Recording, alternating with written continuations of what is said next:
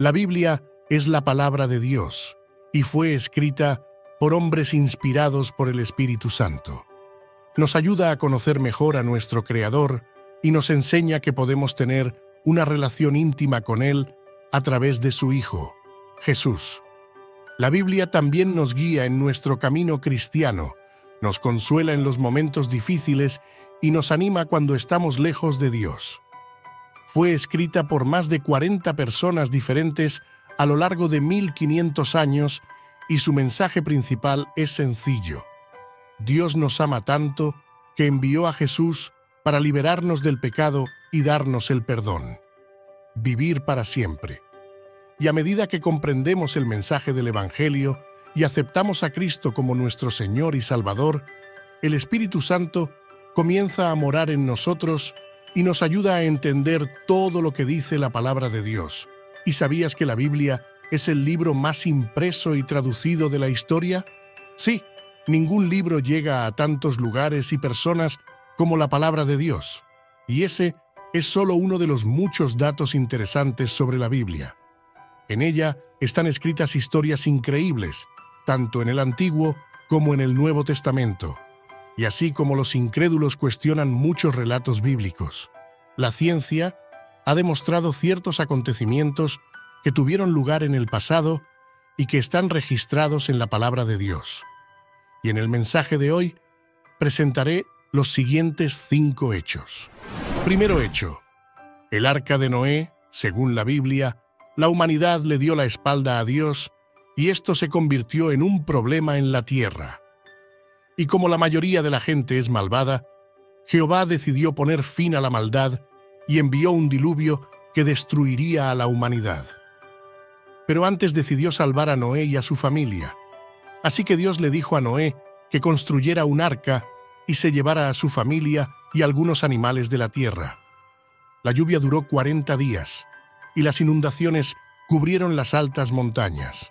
Pero la aventura duró demasiado. La tierra se secó después de más de 370 días. Entonces todos bajaron y llenaron el planeta. Mucha gente cree que la historia del arca de Noé es solo un mito, porque es imposible crear un arca tan grande y duradera que pudiera transportar a algunos de los animales de la tierra. Sin embargo, 4 estudiantes de física de la Universidad de Leicester han confirmado que el barco sí podría construirse. Empezaron a investigar si el arca podría flotar transportando parejas de animales, analizando el paso a paso que Dios dio a Noé y convirtiendo los codos, la medida utilizada en la Biblia, en centímetros, sabiendo que un brazo equivale a 48 cm. Siguiendo esta línea, descubrieron que el barco mediría 145 metros de largo, 24 de ancho y 14 de alto. A Noé también se le ordenó que construyera un arca de madera de topo, una madera con una densidad similar a la del ciprés, la madera utilizada por los alumnos de matemáticas. Entonces, llegaron a la conclusión de que el barco vacío pesaría 200.000 kilos. Y para flotar, la densidad del barco tendría que ser menor que la densidad del agua. Así que el barco podría transportar 51 millones de kilos, suficientes para transportar todo tipo de criaturas sin hundirse. Segundo hecho. La Torre de Babel, en Génesis 11, vemos la historia de la Torre de Babel, construida por los descendientes de Noé que querían mantener vivo su nombre y aspirar al cielo. Sin embargo, su orgullo fue reprendido por Dios y como castigo, Dios mezcló sus lenguas, y esta es la explicación de las diferentes lenguas que se hablan en el mundo. Veamos lo que dice la Biblia. En todo el mundo hay una sola lengua, una sola manera de hablar. Cuando los hombres salieron de Oriente, encontraron una llanura en Sinear, se quedaron allí y se dijeron unos a otros: hagamos ladrillos y quemémoslos bien. Usaron ladrillos en vez de piedra, arcilla en vez de barro. Dijo: construyamos una ciudad con una torre que llegue hasta el cielo, para que nuestro nombre sea conocido y no nos dispersemos por la tierra. El Señor bajó a ver la ciudad y la torre. Y a los que estaban edificados, el Señor les dijo: «Son una sola nación, hablan la misma lengua, han empezado a construirla. Pronto, nada detendrá lo que están planeando. Baja, vamos a dispersar a la nación y a hablar esa lengua, para que ya no se entiendan». El Señor los dispersó por toda la tierra y dejaron de construir la ciudad. Génesis 11, 1, 8. En un estudio realizado sobre una piedra encontrada en la antigua Babilonia, actual Irak, en el siglo pasado, un profesor de la Universidad de Londres encontró el dibujo de una gran torre con muchos escalones. También aparece un hombre que sostiene una lanza y lleva un sombrero cónico. Debajo hay una inscripción con la palabra Zigurat, que significa monumento piramidal o templo babilónico. Según los expertos, la piedra del siglo VI a.C. es la primera imagen realista de la Torre de Babel. La historia está escrita en piedra, como en la Biblia. Tercero hecho: la apertura del Mar Rojo. Esta es una de las historias más sorprendentes y al mismo tiempo más difíciles de imaginar que ocurren a lo largo de la Biblia. Después de todo, estamos hablando de millones de personas cruzando el océano sin mojarse los pies. En el libro del Éxodo se dice lo siguiente: Moisés extendió la mano sobre el mar, y el Señor convirtió el mar en tierra seca, y toda aquella noche sopló un fuerte viento de levante. Las aguas se dividieron, y los israelitas cayeron en tierra seca en medio del mar, con un muro de agua a su derecha y otro muro de agua a su izquierda. Los egipcios los persiguieron, y todos los caballos, carros y caballos del faraón, los siguieron y entraron en medio del mar. Al final de la mañana, mientras estaba encima de la columna de fuego y nube, Jehová vio a los egipcios luchando y los derrotó. Esto hizo que las ruedas de sus carros se desprendieran, hasta el punto de que tenían dificultades para conducir.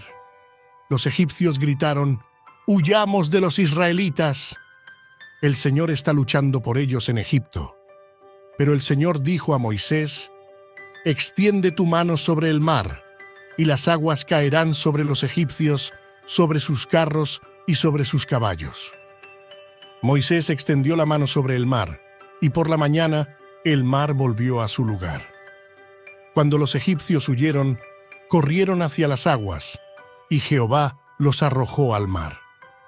Las aguas volvieron y se tragaron sus carros y caballos y todo el ejército del faraón, obligando a los israelitas a arrojarse al mar. Nadie sobrevivió. Éxodo 14, 21, 28. Un científico británico ha realizado simulaciones para recrear las zonas en las que es probable que se produzca la separación de las aguas en el Mar Rojo, teniendo en cuenta los cambios en las corrientes a lo largo de los años. Llegó a la conclusión de que para que los humanos pudieran cruzar el Mar Rojo, el viento tendría que alcanzar una velocidad de 95 km por hora, creando un puente terrestre temporal. En un reportaje de la BBC sobre este tema, se recordaba el episodio del tsunami de 1994 en Filipinas, en el que un testigo declaró haber visto parte del océano. Esta persona dijo que el terremoto creó una gran grieta en el fondo del lago y el agua bajó como una cascada hasta aparecer bajo el lecho del lago. Por lo tanto, el científico cree que geológicamente puede haber una brecha en el mar. Hasta aquí, la ciencia es buena. Sin embargo, lo que dice la Biblia es que los israelitas no solo cruzaron el mar por tierra, sino que también tenían un muro de agua a su derecha y otro muro de agua a su izquierda. Otra cosa difícil de explicar es que el mar se cerró en el momento en que los israelitas cruzaron y Moisés extendió su mano sobre el agua. Cuarto hecho. Poncio Pilato fue el gobernador romano que ordenó la muerte de Jesús. Leamos lo que está escrito en Mateo 27. Pilato dijo: ¿Qué haremos con Jesús llamado el Cristo? Todos respondieron: «Crucifícalo». ¿Por qué? ¿Qué crimen has cometido?, preguntó Pilato, pero ellos gritaban con fuerza: «¡Crucifícalo!». Pilato, viendo que no tenía nada que ganar y que en cambio causaba alboroto, mandó traer agua, se lavó las manos delante de la multitud y dijo: «Yo soy inocente de la sangre de este hombre. La carga es vuestra». Mateo 27, 22, 24. En 1961, un grupo de arqueólogos encontró un trozo de piedra caliza con una inscripción con el nombre de Poncio Pilato en la ciudad de Cesarea Marítima, una ciudad del antiguo Imperio Romano en la costa de Israel. La losa mide 82 cm de ancho y 68 cm de alto. En ella estaba escrita la siguiente inscripción: Poncio Pilato, gobernador de Judea, dedicó un templo en honor de Tiberio al pueblo de Cesarea. Tiberio gobernó entre 14 y 37 años después de Cristo y su nombre es mencionado en la Biblia por el apóstol Lucas. Léelo conmigo. En el año 15 del reinado de Tiberio César, cuando Poncio Pilato era gobernador de Judea, Herodes, rey de Galilea, su hermano Felipe, tetrarca de Iturea y Traconia, y Lisanias, rey de Abilene, Anás y Caifás ocupaban el sumo sacerdocio. Durante ese año, el Señor habló a Juan, hijo de Zacarías, en el desierto, Lucas 3, 1, 2. Esta piedra está expuesta en el Museo de Israel, situado en la ciudad de Jerusalén. 5 hecho. La cruz de Jesús. En realidad, este último hecho no es científico, pero es muy curioso e importante. Todo el mundo sabe que Jesús murió en la cruz, pero algo que poca gente sabe es que toda la cruz fue hecha para la persona que iba a morir en ella. Antes de que Jesús fuera crucificado, fue colocado junto a Barrabás para ser juzgado, quien podía liberar a cualquiera de los dos. Así que los judíos decidieron matar a Jesús y liberar al malvado asesino. Y la Biblia dice que cuando Jesús fue crucificado, los soldados romanos le cortaron los brazos.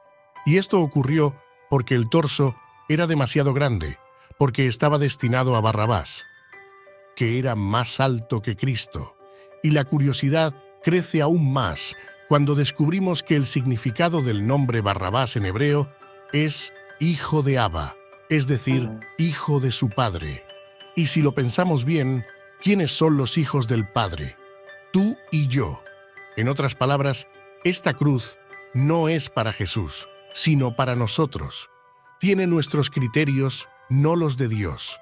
Sin embargo, como dijo el profeta Isaías, Él llevó nuestras debilidades, cargó con nuestras enfermedades, pero nosotros pensamos que fue castigado por Dios, golpeado y torturado por Él.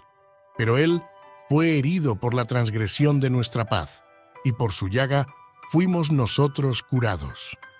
Lee Isaías 53, 4, 5. ¿Qué mayor prueba de amor puede haber?